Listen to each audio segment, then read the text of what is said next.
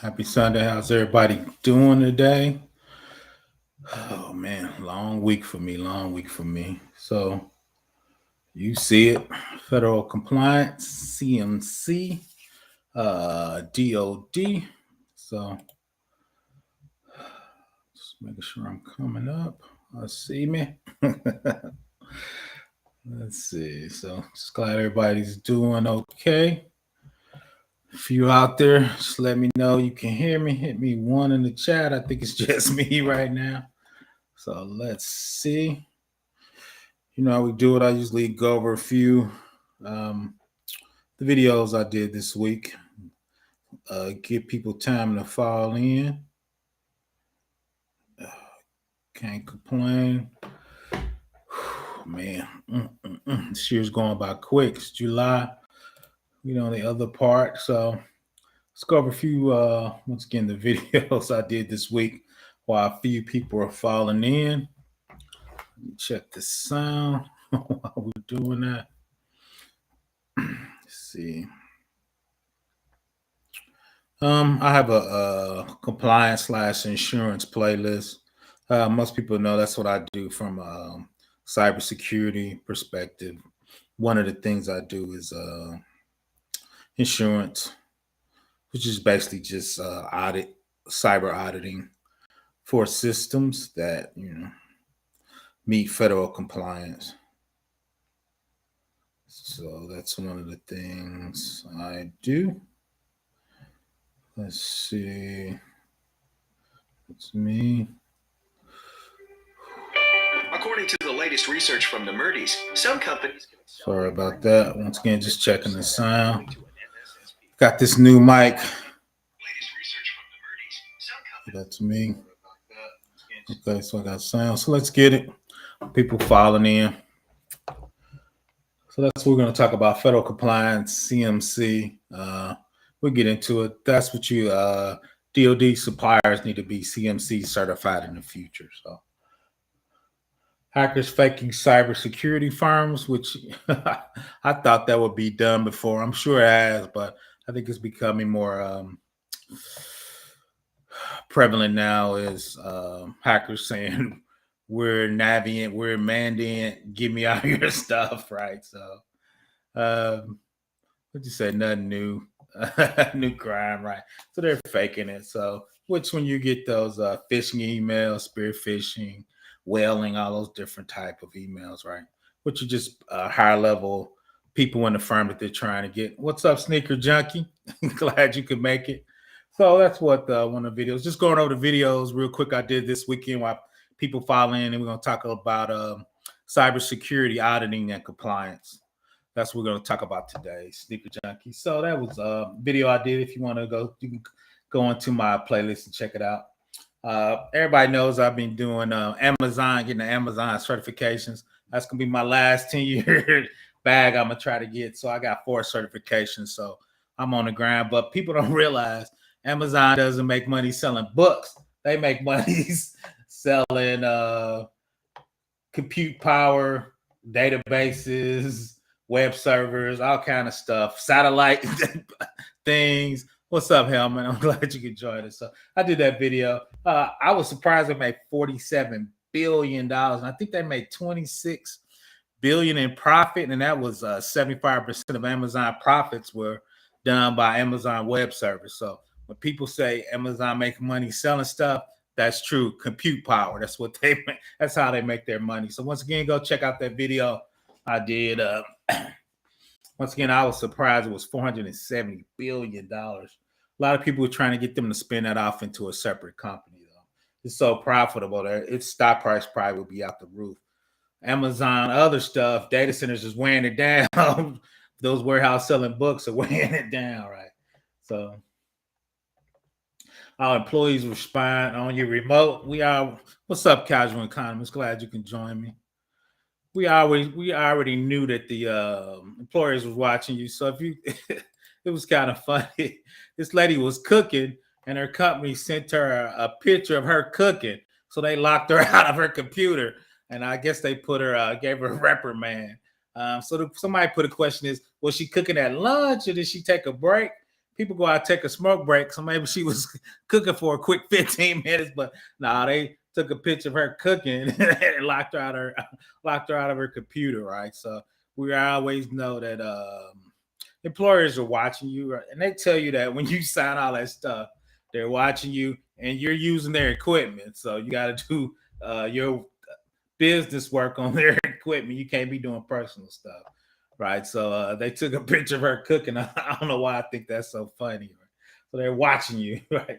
And the other one is this young lady did a TikTok talking about her salary, and they fired her. They fired her, right? Because she was on TikTok talking about her salary. I guess I didn't know if talking about your salary is actually federally protected. That was something I didn't even know that. I didn't think I knew that. So a lot of people think she's going to sue the company. A lot of attorneys was reaching out to her. She was really shook up. But go check it out. Right into it, she does a 2-minute interview on TikTok, on her TikTok, and I put that in the front of the video. But yeah, she actually got fired.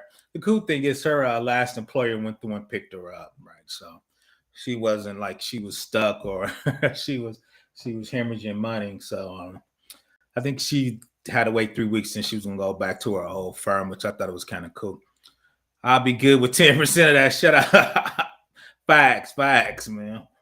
So that's a crazy amount of money, man, for Amazon Web Service. So yeah, so that's the videos I did this week. So if you're bored and want to go check on running replays, go check it out. So let me bring up the CMC slides today. That's me doing my AWS stuff. I was practicing today. I was labbing. Shout out to the one. I've been labbing every day. So in my lab every day on. So been really once again going hard on my AWS stuff. So there's that video. Let's go. Okay, there it is. Struggling already today. So that's what I'm talk about right there. I always tell people a lot of in cybersecurity, everybody wants to get into it. Auditing and compliance is kind of a hidden gem of that. A lot of that time, you really don't have to be super technical, right? You're handling the auditing. Most federal agencies report to a oversight agency. Once again, I report to the IRS. CMC is for DOD. Let me get that banner. So DOD. So right now they do NIST 800-53 with the STIGs. They're moving over to CMC in the future. And if you're going to do federal work or federal bidding, your company's going to have to be CMC certified. And that's the big difference why they think it's going to be a lot harder. A lot of times you can be NIST 800-53 and you could do self-certifications. Part of CMC is you're going to have the, they call them 3PLs. We'll talk about that in there. Large companies that's going to come out to your firm and you got to pay them to do your audit to make sure you're doing things properly. So that's one reason I did. Oh, shout out to Gail, and the number one moderator on YouTube. I appreciate that. So let's just go over it. So what is it? Like we talked about, cybersecurity maturity model and certifications was created by DoD, Department of Defense, in 2020 to focus better protection on what is called control unclassified information. Includes data generated by the government agency, tax, or permitting information, for example, as well as immigration, export, nuclear, or law enforcement, right? Law enforcement is CJIS, just different federal compliance. So the government wants to make sure if you're doing business with them that you're doing the proper thing so you won't get them hacked or yourself hacked, right? So, and there's a number one people, Simply Cyber, he has a GRC class, and I'm gonna put it in the description. It's super low cost. So I'm on my way to get out FIR exercise, fit exercise, or FIR, Gail. I need to get some exercise. I need to get my walking though. So they let you know anytime you do business with the government, especially DOD, you have to be CMC certified. So what does it look like? At the top, you get your goal is to get certification, prepare internally with help to meet selected standards, select a 3PL from the CMC marketplace. It's a lot of big guys in there. All four. On my way to get out for exercise. Yeah, I'm right behind you. Soon as I get off here, I'm definitely going for a walk. I got to do better. I can't keep I can't keep blaming the pandemic on my side, Gil. I'm looking like an overweight Rick Ross, man. I got to get a little better shape over here. Engage in 3PL for provided assessment. And two is we're going to talk about that as far as a digital nomad. There's a lot of things you can do as a sole proprietor uh, and help companies get ready for a 3PL audit. And we'll talk about that. A lot of people ask me to do that. I'll come in, get their paperwork ready, get it going right for the 3PL, right? 3PL, shout out to my man, Struggle Security. He works for a large consulting company. They usually charge $300 an hour to do an assessment for a government agency, right? So the 3PL assigns certified assessor, submit the assessment to the review of the CMC AB, and do an organizational 3 years certification issue. Right? In the next 2 years, any company doing business with DoD is going to need to be CMC certified. Shout out to Struggle Security; they're working on it. Deloitte, all the big guys are going to be in that realm and ramping up for that. And so I might ramp up and get a little side work in on it, right? And even a small company I work for, they're talking about trying to get in that CMC game. So what's the big difference between CMC and NIST compliance? The big difference is CMC uses maturity model levels of cybersecurity sophistication. Contractors must qualify via third-party review. Think of maturity model as a set of tests where you must pass one maturity test before you can pass another one. There's 5 maturity levels tests. I appreciate that struggle. I appreciate that, Gabe. Dang, I didn't show up for my other game. I know I got to figure out what's going on with that. I think B2B's like that way too. I don't know what's going on. I'm using Restream.io. I don't know if it's a Restream.io with the YouTube problem, Gabe. I don't know. So what are the 5 maturity levels? Level 1 is the lowest level. Set up basic cybersecurity requirements and expectations. This level focuses on protecting federal contract information, FCI, as well as unclassified information through basic computer hygiene. Processes are performed but are not documented by contractor. Usually you just getting started. I hate this where your computer hygiene together, classification, encryption. Let's do some basic hardening of the systems, right? Just level 1 gets you in the game, right? No repeatable processes. We always call Superman's got to come and save you every release, right? So those are the different levels. So level 1. So part of CMC is NIST 800-171. Those are the security controls at the top, right? So CMC level 1 in the yellow boxes is what the CMC overlaps with NIST 800-171. As we go up the ladder, all those boxes are going to be filled up. So everybody's relating CMC with NIST 800-171. I'm a NIST 853 guy, which is federal. 171 is commercial and civilian companies, right? So I think they should make everybody do 800-53, but that's a heavy lift. I'm sure if Gabe got time, he'll come up, but that's a heavy lift for small to medium-sized companies to do a full 800-53 assessment. Right? So what we're talking about is from an auditing perspective, and that's what I do for a living. So when I come in and I would do an audit out of a company for NIST 800-171, they would have to do all those controls, and for level 1, just the stuff in the yellow boxes, right? And we'll talk about each one of those security families at a high level and actually what they are. Level 2, cybersecurity is measured and documented to show that the contractor is implementing CMC. This is an intermediate level where contractors begin to document their process. You would think a company doing work with the government would be already documenting their process, right? And 2 is, we're going to show a couple AWS processes that's going to make this easier, and you can loop back through. A lot of times AWS services are already CMC certified, so they have the process documented for you, right? So a lot of times you can leverage their document for documentation for your documentation, right? So once again, this is CMC level 2. We 171. Now we can see more in the yellow, right? So the 171s. So at the top, we got yellow is level 1, green is level 2, pink is CMC level 2 that doesn't have 171 overlap. So they just put them over there, right? I always like to talk about compliance because since that's what I do for a living, so I like squeeze that in every now. But as you can see, access control, AU is auditing, configuration management. I think IA is incident response, is IR. So we walk, like I said, walk through the family. So that's it for level 2. We're getting some documentation in there. We're filling in. Level 3, cybersecurity practice are actively managed and assessed to show compliance.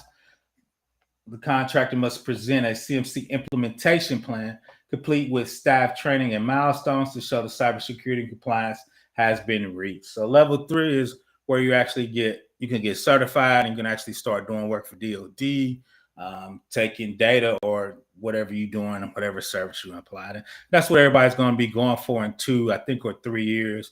You're going to need to do that once again to do work with the federal government. I thought that was supposed to be 3. Is this 4? I'm missing a slide. So let's 4. This level includes requirements that the subcontractors review their processes and measure whether they meet or require the level of cybersecurity, and that they can take appropriate action if those measures are followed. So shout out to Gabe. That's what they do. If you get hacked or something happens, can you take appropriate measures to make sure you can block hackers or do forensic analysis on that particular system or process that the government's using, right? Level 5, this is the highest level where contractors are expected to adhere to CM level 5 standards in all departments and in every process.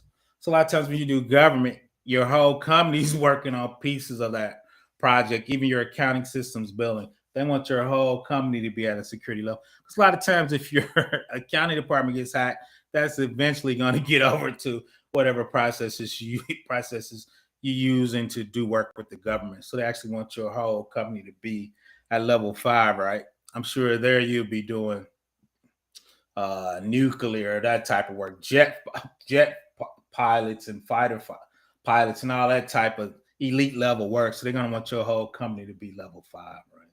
Unless you're at the top of your game and your company's super secure. So why is CMC more secure than NIST? First, compliance with NIST cybersecurity framework is voluntary. By 2026, CMC compliance will be required by all Defense Department contractors.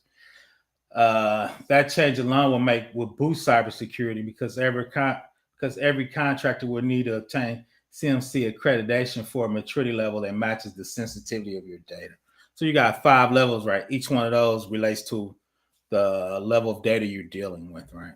So if you're just dealing with some tax information, you might 3. If you're probably dealing with driver license, that might be 2. If you're just dealing with really non-security information, you'd be level 1. So depending on what level it is, depends on that maturity level you're going to need to be at for your company. Why is it more secure? Again, second, to obtain a CMC accreditation, a contractor must work with the CMC accreditation body, which is an independent group of third-party assessors, CP3PLs, that review each contractor before a CMC maturity level is assigned. So I'm sure Struggle Securities company is going to be a C3PAO, right, contracted to do those type of accreditations, right? Because that's a lot of money. When I look, and I think I got a slide, they were charging anywhere from $250 to $400 an hour to give you that accreditation. Because they know you got to have it, right? If you're doing work for the government. So that money is crazy. So one common misconception of CMC is one common misconception that CMC compliance is the same thing as NIST 800-171. That is not entirely true, especially in the higher levels of CMC that include requirements for framework. CMC level 1 is FAR 552-2421. CMC level 2 is builds on CMC level 1 and addresses a little over half of the NIST 800-171, right? So level 1 is probably 10%. When you get to level 2, and we saw the chart, and it's coming up for the NIST 800. You only need half of them for level 2. CMC level 3 builds on level 2. You have to address all the NIST 800, 171. I think it was 300 controls and a few extras. 4 and 5, you need to build off of CMC level 3 and include the following frameworks. You get a little of NIST 800-53, 171, CIC. All right. So once again, they build on top of each other. And once again, we'll look at a few AWS services that are actually CMC certified. So that shows you the overlap of CMC. That's why a lot of people think it's maybe better. I think it's more complex, but you get as far as you get part of ISO, you get part of CISCS, NIST 800, 800-53, 171, 172, right? So they believe they took the best of each compliance and put them together for DoD, and it's going to be the best thing since sliced bread. But so we'll see. I'll drop the link if anybody wants to come up. I don't know if Gabe wants to come up. I don't know if he's out and about with the family. But so yeah, it's like I said, I did it because I think CMC is going to be super hot over the next probably 5 years. People ramping up. Small companies are reaching out to me to do I call kickoff stuff to kind of get them started in CMC to dip their toes in there, right? Because they're living off the government, so they know in the next 2 to 4 years, if they don't jump on top of that, right, they might get pushed out by another client. And if you're not there, right, DoD is going to start weeding companies out. So I think everybody's trying to ease into CMC before it really jumps off, right?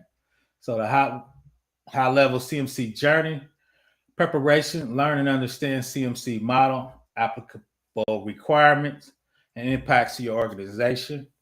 Identify and access gaps, identify and access every process, internal systems, access, manage, collects, develops, receives, transmit, use, and stores regulated data, federal computer information, CUI, including cloud, on-prem, or even home office.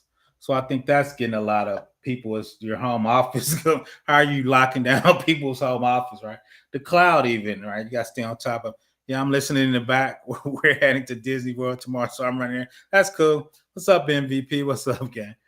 So yeah, that's I think the nuance about CMC is you got to have your third party come out and actually certify that you're doing it properly, right? It's not self-certification. The other thing is you got to commit probably to at least $5,000 to $10,000 to get a 3PA to come out and validate your company so you can do federal work. So once you get it, you're going to remediate gaps, develop and implement a gap mitigation plan with compliant processes, solutions, and documentation, right? So the remediate gaps is so when you pay somebody, they come up, they're going to find findings, stuff you missed, stuff you're lacking, or if you're in the cloud, this certain service you picked as a CMC approved, right? And they give you thing called a CAP, continuous access program, which is the errors you have or the processes that didn't work that you need to fix. That's all. They usually give you a date and time you need to have that fixed by, and you got to remediate the gaps. So on the journey, I prepared for the audit, prepare and package CMC documentations, evidence, and artifacts prior to the audit with the CMC third-party approved organization. Audit, engage with the 3PO and conduct support audits, packages, and on-site activities, reviews to achieve the certification and post-audit. Perform ongoing practices, process compliance, and resilience activities. Right? So you're going to prepare for the audit. They're going to come and audit you. Then post-audit, right? Once again, what do you need to fix? And two is, as you go through the audit, you're going to find things as a company you need to get better at, you need to get stronger at. And as you're preparing for it, a lot of stuff is going to become crystal clear. Right? So I always tell small companies they need to act like they're going through a full audit, and that alone to figure out kind of a lot of what are your gaps and what you need to improve on, right? Once again, auditing, insurance, and compliance is, I think, a hidden gem in cybersecurity. A lot of people are not hip to that. So, executive leadership, what should they work on? Some of the most common challenges business face include leadership lacks alignment and understanding of non-compliant non-compliance penalties. They don't have a compliance program in place. They don't understand the gaps in the compliance program. They lack a security-centric architecture and compliance management tools.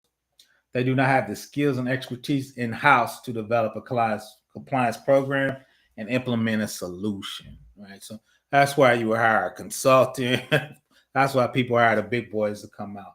But what is those gaps? And two is from a leadership perspective, how do you get ready for that? And two, as a consultant, that's a lot of times what I talk to leadership about. When I talk to the CIO, Chief Information Security Officer, CISO, Chief Information Security Officer, I've talked to presidents. I talked to one board, which I thought was weird. The boards are getting super curious. I'm not going to say curious because they know if you get hacked, that could throw off your stock price. That could get you federally sued. So even the board talks now about cybersecurity. So as you go up the ladder, right, and you start playing cybersecurity, you got to put it in business terms, right? So at the top, people don't care about a Linux. They really don't care about database keys. What risk is this to our company? What's the risk of us getting sued?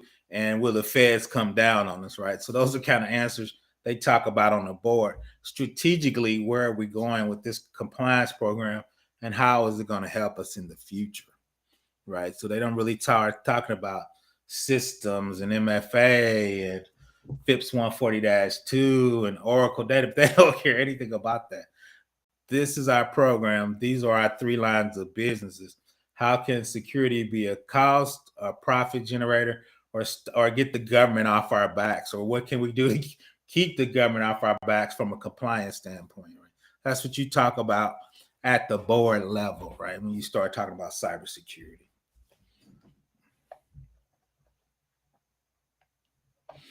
Once again, this is the full level 3 here. I think I was missing that slide earlier. So now we see everything is filled. At the bottom, you see CMC level 1, 2, 3, 3. Right, and with those extra CMC levels on them, that would be 4 and 5 over there, right? So now we have all the policies and procedures are in there.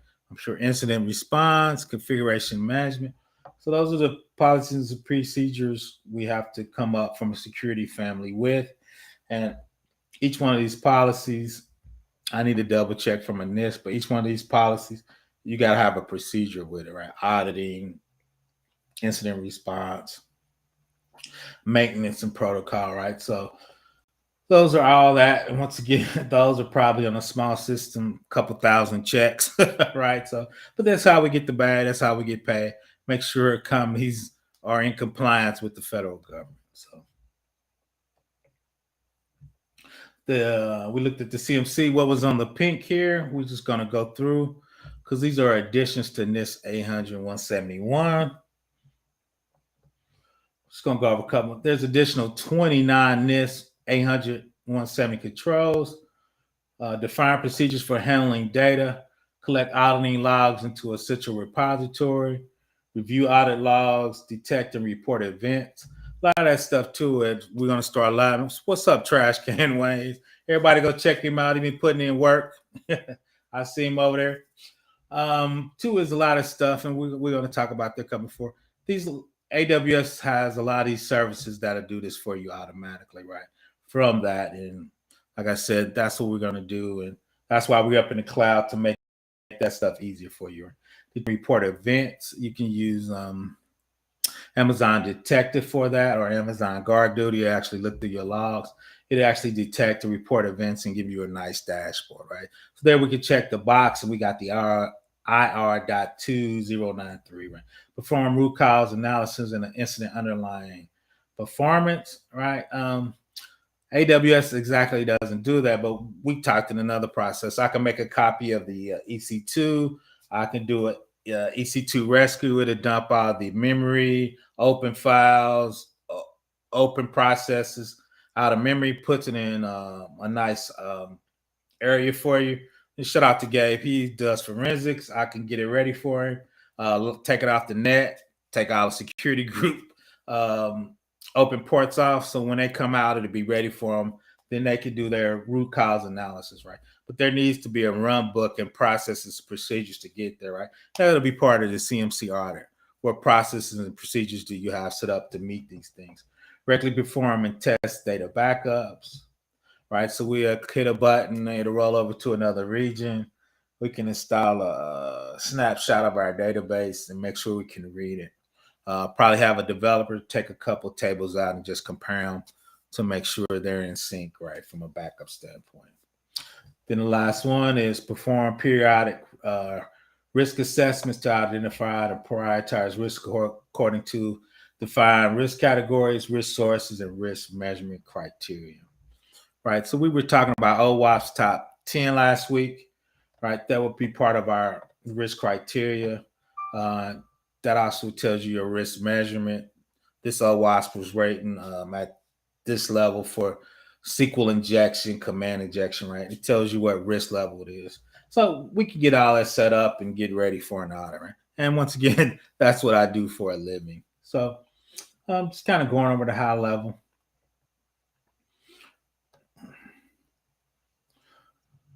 So overview of an assessment. We talked about that. Implement tiered assessment requirements based on the sensitivity of information. Contractors who do not handle information deemed critical to the national security be level 1, and some level 2 will be required to perform annual self-assessments against clearly articulated cybersecurity standards. We saw that with level 2. We looked at and saw how many security families. Contractors managing information critical to national security. Subset of level 2 would be required to undergo a third-party assessment, meaning you got to pay somebody to come out and do it. But, that's what we're talking about. The highest priority, most critical information defense program will be level 3, will require government-led assessment, right? So the government would actually hire the 3PO, and they would actually come out on the government's behalf. Why do they do that for level 3 is, if I pay somebody to do an assessment, I'm going to tell them what I want them to do, right? A lot of times they get to set boundaries. That's why I'm not a SOC. Everybody's like SOC 1, 2, and 3. I'm anti-SOC because those people pay for their security assessments. If I pay you, I can tell you what to do. That's always if I pay you, you got to listen to me. That's why I'm not a huge SOC guy. Every SOC report I looked at always had huge holes or huge red flags. So that's why they said that when you get to 3, it's a government-led assessment. Even if they have the 3PL come out, you still probably have to pay the bill, but you'll pay the government so that companies be holding to the government and not the client that paid them, right? So that's a huge difference from a CMC perspective. 5 steps to make your company more secure. Educate your people on cyber threats. Implement access control. Authenticate users. Monitor your physical space. Update security protection. So that's once again some CMC high-level stuff for training. We know you got to train your employees, especially for job particular function stuff. So make sure that happens. Plans and actions and milestones, aka poems. Gabe noticed when you work for the government, you gotta be able to enunciate all your acronyms. So poems, right? Department intends to allow companies to receive contracts award with a plan of action and milestones in place to complete the CMC requirement.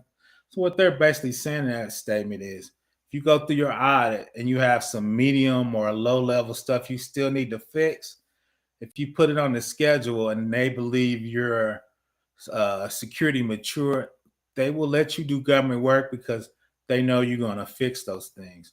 And inside security, shout out to Gabe, there's CVEs and hacks that come out every time. So you're always going to have poems and action items you need to do as a company and stuff you need to fix. So for them, it's not a big deal if you have some stuff on the timeline that you need to fix as a company, right? So the department also tends to specify a small subset of requirements that cannot be on a poem in support of achieving a CMC certification, right? So once again, I work for DoD. It's called Category 1s for high alert vulnerabilities in the systems. Usually only 5% of them. It's usually a super low number of them. No, all those had to be closed. Anything else you could put on a poem, right? Those are being attacked in a while. So that's why they said if you had any of these as a company, you can't get an ATO basically as authority to operate. So once again, just going over some security compliance stuff, CMC. All right, then we get back to the regular scheduled programs of AWS waivers. Under CMC, department intends to allow limited waivers process to exclude CMC requirements for acquisitions for select mission critical requirements. Waivers requests will require senior DoD leadership approval and will have a limited duration. The specific of a waiver requirement will be implemented as part of the rule-making process. Some security things you can't do or are deemed too expensive. You can ask for a waiver, right? That you don't have to do this particular security requirement. I've never asked for a waiver and got a waiver. Now, I've done a lot of mitigating controls stating a waiver means I'm just accepting a risk. Mitigating control said I couldn't do this type of security check, but I'm doing this other thing in place of it, right? So, like I said, I've never asked for it. I've gave out a few waivers in a couple security programs I was part of running, but I've never myself got a waiver. Shout out to Blind Guy, his wife. Glad you could join me. Just talking a little bit about security compliance for DoD, getting at a top level of compliance. The cool thing, once again, about compliance is a lot of times I work for the director of compliance. She's not super technical, but she runs compliance. She does all this paperwork. It's a ton of paperwork. She's got to get it in the format the government agency will accept so we can have authority to operate for our systems, right? Once again, we were looking at level 1 for CMC, total number of practices was 17. Level 2 was 55. Level 3 was 58.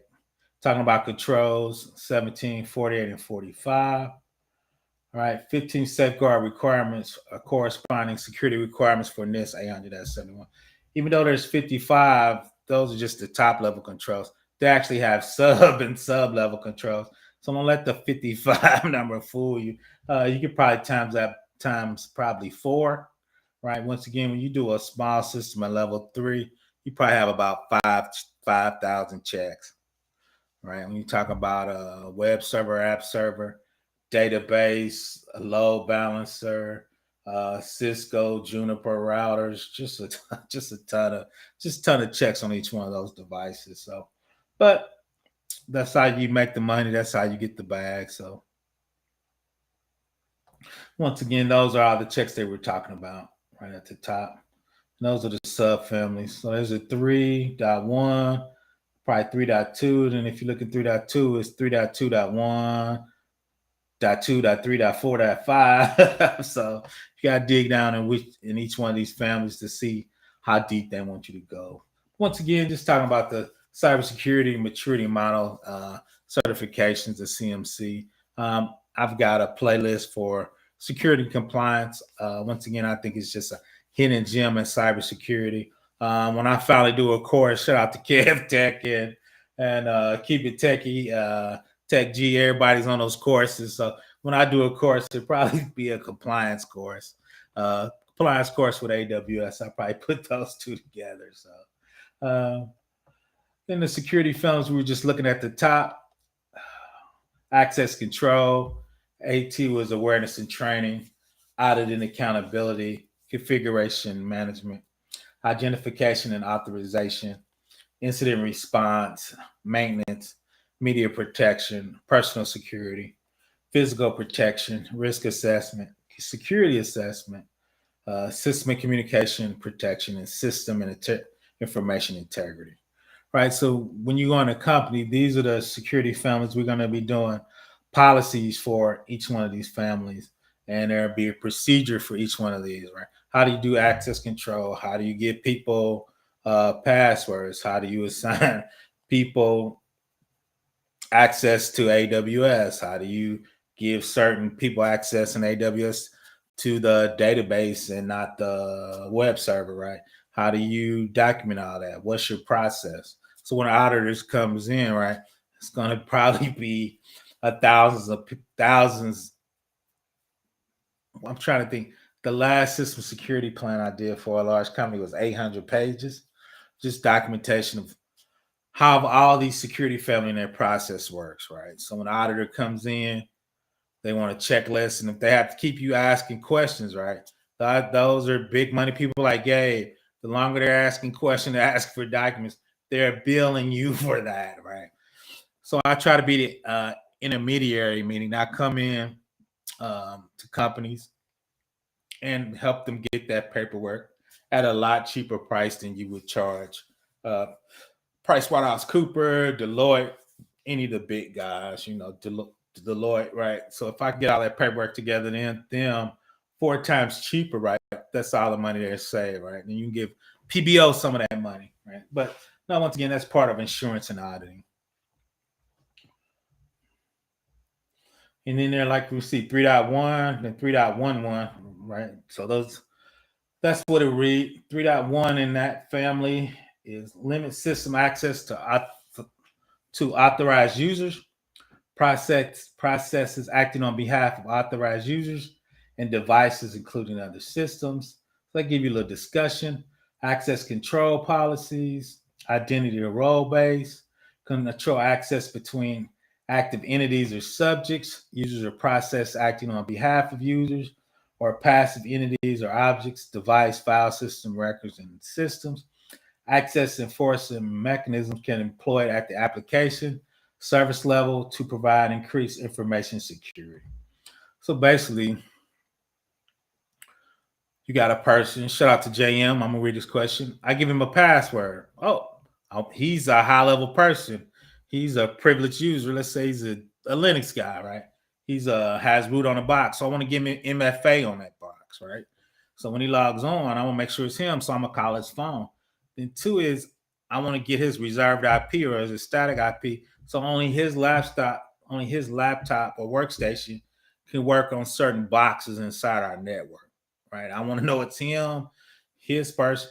And 2 is when he start, right? When it's called assume a role inside AWS, I'm gonna give him 4 hours to get his job done, right? He can ask for more, but once his time up, if somebody hacks his box, if he doesn't have that role, he won't have that permission as SA or root to do that work. So if somebody hacked his password, they wouldn't have that level of privilege, even though they hacked this box, right? So that's when you're talking about access control, residual risk, and how much security you want to put on him without causing him not to be able to work, but just giving him enough just so he can work, right? Because now they want to do security on him, password, his device, right? MFA, conditional access, right? On his laptop or workstation, get on there at his session at this part of time, right? So that's 4 levels of security for access control to be able to work on the device. So let's see what my man talking about. Thanks for coming, JM. When you do an audit on an organization, is it usually remote or on-site? Since the pandemic, it's been remote, right? A couple people reached out to me. I don't know if I'm gonna do it. And my company, the ones I do, it's weird. I go on site, but it's because the governor of the state of Indiana wants us to go on site. So now most of the remote jobs that have been reaching out to me have been 100% remote. And Cali's been reaching out to me, and they're paying 2 times the money, and you get to work remote from home. So now you can do it all remote, JM. Usually what we do is we just had a huge remote audit for the state agency I just left, and they did all that remote. They interviewed the people. We were out on Teams, so it's easy to upload documents. We could give access to our SharePoint that has our policies and procedures on it. So long story short, JM, you could do all that remote now. A lot of times people just want to see you because they pay a lot of money for that, but practically you can do all that remote.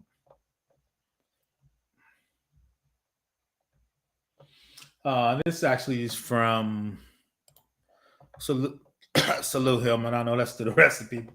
On that 3.1, this is actually from AWS.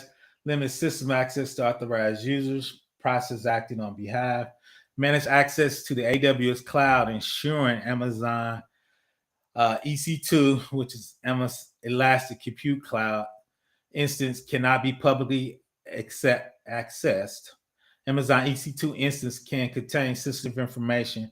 Access control is required for such an account, right? So these actually are the AWS config CMC audits that you can just hit a button in Amazon and it'll tell you what the violation is. So basically, it's just saying your Linux system cannot have public IPs, and 9 times out of 10, you got to be going through a elastic load balancer or a network load balancer, so people cannot get directly onto those boxes from the internet. Now you can hack them through the ALB, but you just cannot go directly from the internet to those boxes, right? So the ALB or the NLB, right, is the funnel that's controlling access to it, right? Limit access to authorized people, right? That's the funnel and the checkpoint. So basically, that's what this AWS check is checking. When I looked at it, it had 5,000 pages of not CMC, but all levels of check from HIPAA to FERPA. AWS has all those checks. So I was looking on page 191 for the CMC check. So shout out to AWS. They got a lot of that stuff already with. This is more in depth. Like I said, coming from AWS config, coming from cloud formation, identifier EC2 instance, no public IP, checks whether EC2 instance has no public IP. If it does, it's not compliant. A lot of that stuff too is you can have it fix it for you automatically, meaning it would change it from a public IP address to a private IP address. Sometimes you might not want to do that on the fly. That could break your ass. But long story short, got AWS config has all the CMC checks in there that AWS believes that are valid, right? So as a cybersecurity analyst and insurance or auditing, I tell people you can use AWS and they got the checks out of the box for you to do CMC. So, and that's CMC actually inside AWS. They tell you you can do the glove cloud or the commercial cloud. That gives you a reference architecture if you want to just spin it up with cloud formation into your own VPC. They have it already set up, and we're going to do that in another part and lab it, right? But once again, AWS has all that security compliance stuff out of the box and ready to go. So that's the good part about it. My bad. So AWS configs, process checks. They got some kind of conformance packs with each one of those security requirements. Process checks is a type of AWS config rule that allows you to track your external and internal tasks, require verification as part of a confirmation pack. These checks can be added to an existing conformance pack or a new one. You can track all your compliance that include AWS configuration and manual checks, meaning that if you fail some, it'll actually show up in AWS Security Hub. And you saw what we were talking about, POEMs, all those checks we can just put on a schedule when we could fix them, and we could turn them over to the auditor, right? And they can just go through and see where we're at. And two is that's going to tell you the risk of your organization, right? Nothing sexy, but most of those guys make 6 figures when you do a senior compliance check. And we'll look a couple of those up in Indeed real quick before the day's over with. With the process checks, you can get a list of compliance requirements and action in a single location. The process checks help increase the coverage of compliance regimen base. Conformance packs, you can further expand the conformance packs by adding new process checks. You can create your own checks as part of AWS, right? And add them to your conformance pack and keep them all in one place, right? That's auditing. And two is, I don't know if y'all familiar with Simply Cyber, PhD guy, super cool guy. He has a channel. He every morning Eastern time, 8 o'clock, he goes over through daily news for cybersecurity. You can actually get continuing education requirements. Like I said, I used to have Security Plus, so you have to have continuous education requirements. So if you listen to his videos and comment, you get continuous edge requirements just for doing that. So operational best practice for NIST 800-172, we were looking at those. They just have conformance packs like we were looking at for 800-172 too, right? Which is part of CMC. I think is level 4 and 5 when I was digging into it. So these are all the processes and services that AWS believes are CMC's certified already, right? So that's the screen, right? Ton of stuff, ton of services. Everybody knows I've been really grinding on those AWS certifications. I have 4. I'm trying to get 3 more. So I've been going hard. Let me see what my JM got for me. I got an email from AWS saying that my email address was changed for an EDU email address I didn't recognize. I was able to log in with that email and I don't know my password. I closed my I have not had that happen to me. I have not had that seems suspicious, JM. I have not had that happen to me, JM. That seems suspicious. Now I've had my account forever though. My account actually is part of my attorney's email domain, so that's why I use it. It scares a lot of people, but no, James, I have not had that happen to me. So once again, these are all the services that AWS said or CMC certified. Got your access control, access management, configuration management, identification and authorization. So AWS has a plethora, a cornucopia of services you can use for federal compliance. That's one reason I was huge on them. And that 12, well, probably 15-year head start they have, that's one reason they have so many services compared to everybody else that are already government certified. Meaning that 3PL we talked about already viewed AWS and they have the ATO, it's called Artifact. You can request it that those services already been signed off by a government agency. So you could use it, right? So you could get certification as a person or a company. They were expensive. They were like $3 or $4 when I was looking at them. How to become a CMC third-party accessor organization. So a certified third-party assessor organization, C3PAO, right? So it's part of the CMC ecosystem, act as a service provider to the organization seeking CMC certifications. OC at one of the 5 levels of the framework. C3PO employs either as an employee or as a contractor, certified assessors, certified professionals who can demonstrate by an appropriate certification that they can carry out CMC assessments. This personnel are highly skilled, authorized, and have the necessary skills to lead an assessment team to conduct a CSC assessment service. So that right there is what is a C3PO, and that's what they do, and that's why they charge so much money, right? If I ever probably try to start a company again, I started 2 failed companies in the early 2000s. I might try to do assessments, right? You don't need a lot of computer power. Most of the time it's paperwork, especially when you're doing in AWS. All the services are laid out. We can use their services to go out and have the findings list them, right? All that's just pre-built. You just need to understand the process and how to run it. So which you have to choose the status of C3PO. Company must be accredited by the CMC Accreditation body. It's a process that requires several prerequisites to ensure success, including trained staff, demonstrable secure IT system and cloud service as appropriate. 3PA must have complete a CMC level 3 assessment themselves. So to your people in your company has to theoretically work for another company so they can actually do the assessment itself. Any use of a third-party cloud service by 3PL must be checked to ensure those services meet the requirements of a FedRAMP. If any gaps between FedRAMP and CMC requirements exist, they must be closed, right?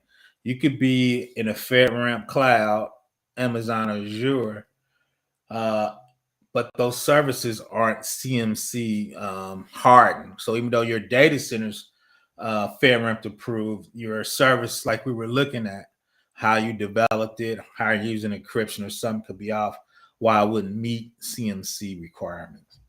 The assessment team members of 3PL must have an active NAC DHS suitability or other DoD accepted security clearance, right? So when I was at DoD, I had a knack, and I had a knack for 5 years. In the last 3 years, I was ready to get a secret, not a top secret, but a secret.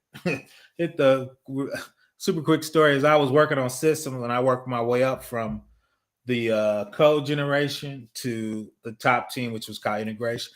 My big boss looked at me. He goes, "What's your security level?" I go, "NAC." He goes, "You can't have a NAC and be in production system." I go, "My bad." So they signed me up to get a secret clearance.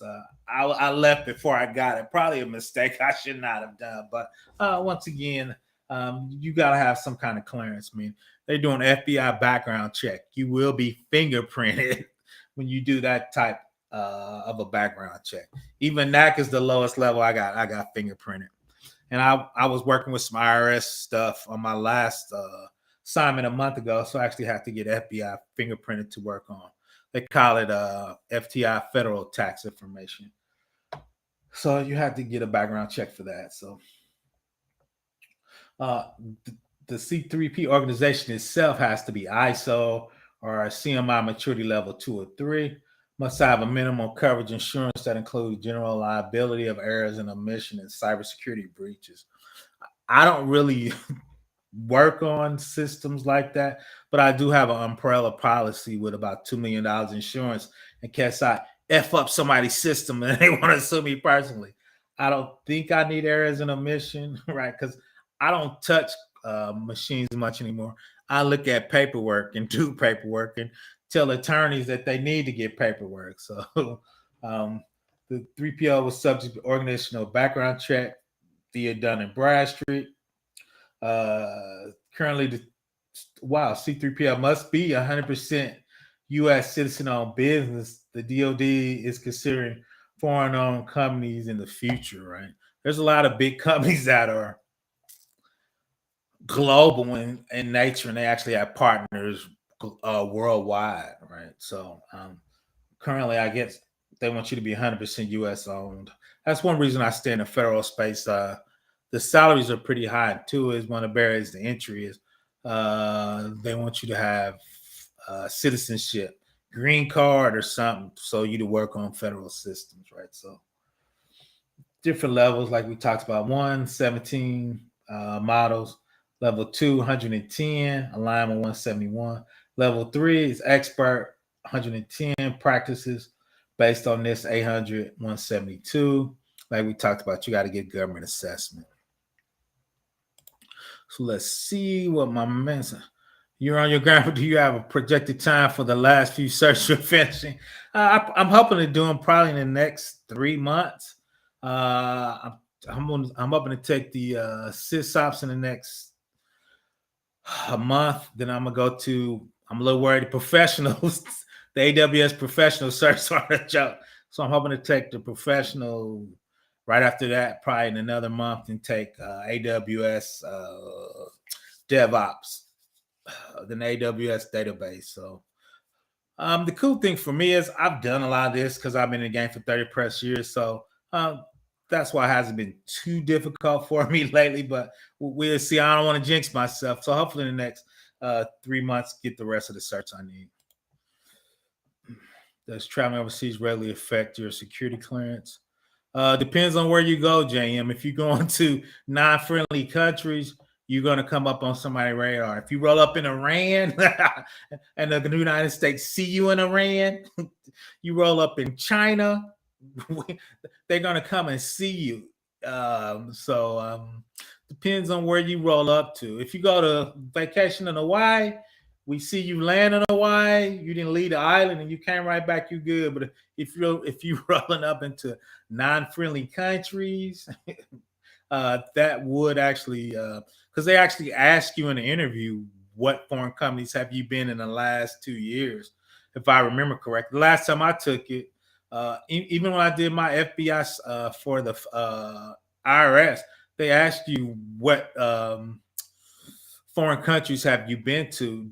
I think they asked you, do you have any family in a foreign country? A real good friend of mine whose heritage is Chinese invested adopted a Chinese baby. When they came back, he actually worked in NSA. They were grilling him. He said, I'm having him on my channel. They were really grilling him. He was like, dude, I got documentation. Just went there, got the baby, came back.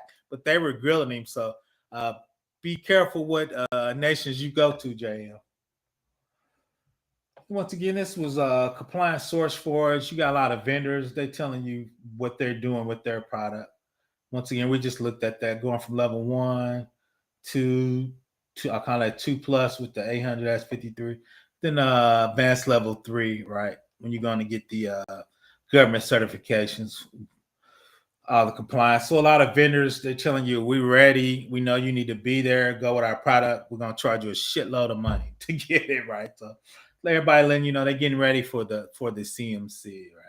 I did an interview a while back. I always do informational interview, and they were trying to get some people to hire because they're trying to get in that CMC level game.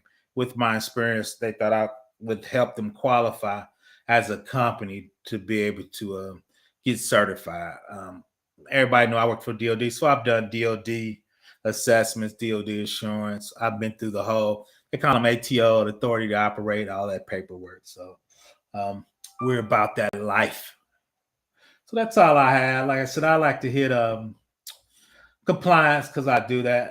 If you're bored, if you're trying to get out there, I have a compliance playlist with different compliances in there.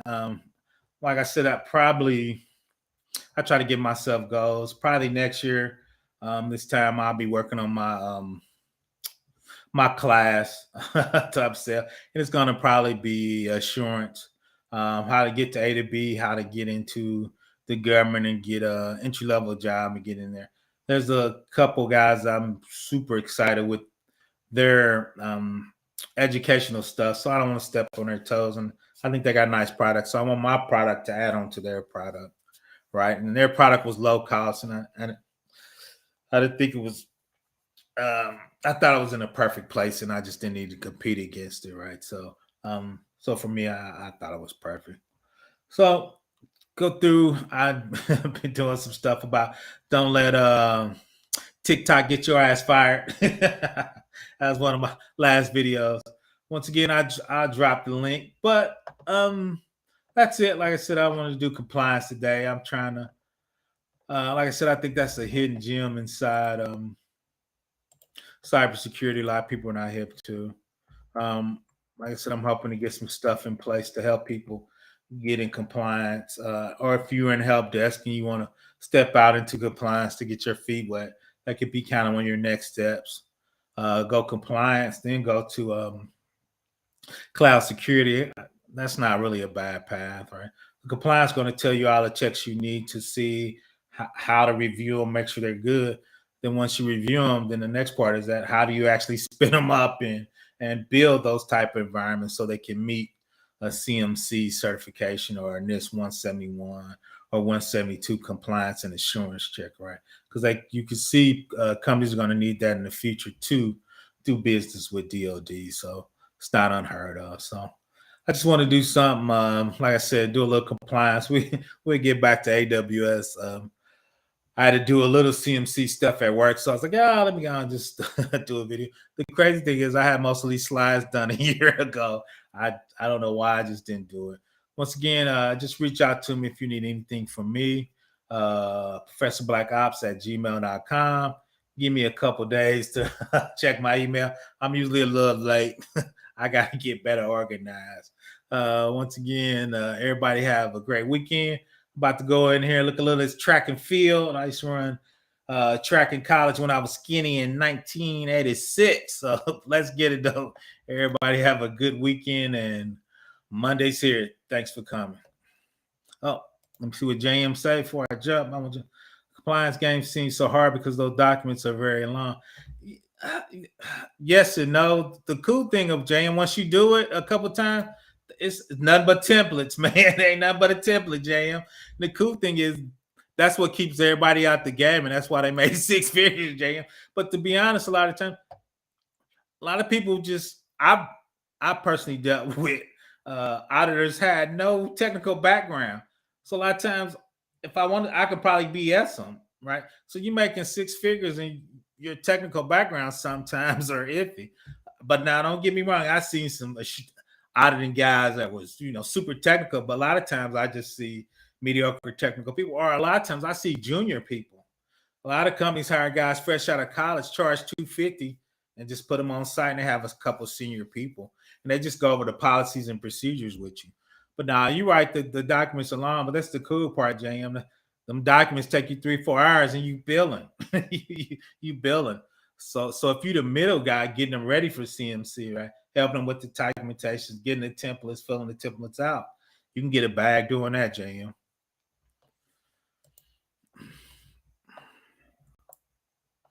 I'm hanging around just real quick to see if anybody had any more questions. Salute everybody. Let's see if JM got any more questions. I don't leave my man hanging. But yeah, like I said, it's a hidden gem. Then too, JM, when you combine compliance with a cloud security savvy person, so now you can say I can spin up your infrastructure and an architecture that I know can apply CMC government certification. Ask Gabe, those guys are gonna get paid, Jim, because you're doing both now.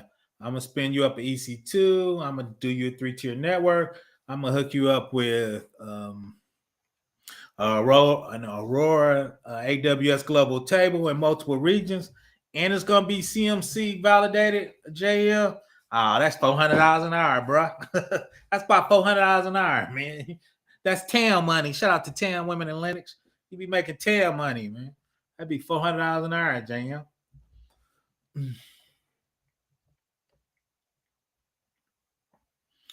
So once again, everybody have a great weekend. I'm gonna go, like I said, go back in here.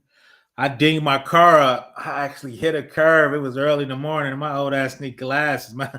I bent one of my control arms on my car. I'm salty, but that's part of life, man. That's why you grinding and trying to get it, man. Things gonna happen. PBO needs to not wake up super early and drive slower, man. I'm gonna learn. I need to get some glasses. That's what I need to do. Now I'm out. That's it. Like I said, compliance, insurance, and IT auditing. Just a small gem in the security landscape. Security is so big. People talk about there's probably 8 or 9 domains in the security, the cybersecurity domain that you can make. Red team, purple team, blue team, insurance.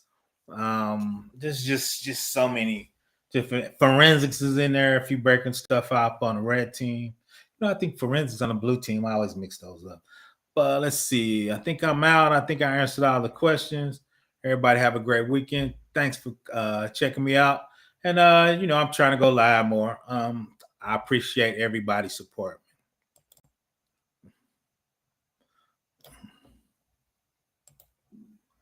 Let's see.